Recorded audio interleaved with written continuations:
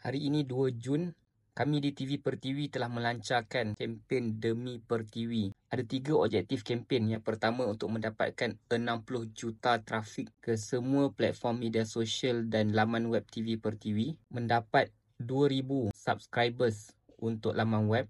Maksudnya nak baca berita-berita eksklusif kena bayar langganan. Objektif yang ketiga ialah menjual 1,000 unit e-book dan juga t-shirt. Itu adalah 3 sasaran kempen Demi Pertiwi. Dan saya selaku CEO TV Pertiwi akan update segala usaha yang kami buat di TikTok ni. Saya cuba untuk update setiap hari.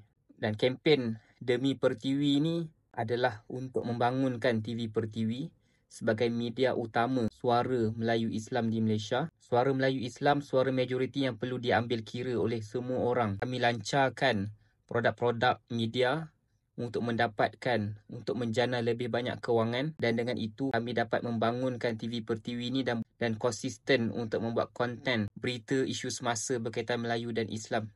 Dan kempen Demi Pertiwi ni memang untuk membangunkan TV Pertiwi demi juga Pertiwi kita, tanah air kita, tanah air tercinta, bumi yang kita warisi daripada nenek moyang kita yang perlu kita pertahankan. Apa yang saya harapkan daripada anda sekalian ialah menyokong kempen Demi Pertiwi, subscribe kami punya laman web, beli kami punya t-shirt dan juga e-book, dan sebarkan supaya satu Malaysia kenal dan tahu wujudnya TV Pertiwi, wujudnya pakej-pakej yang disediakan, dan menyokong perjuangan TV Pertiwi.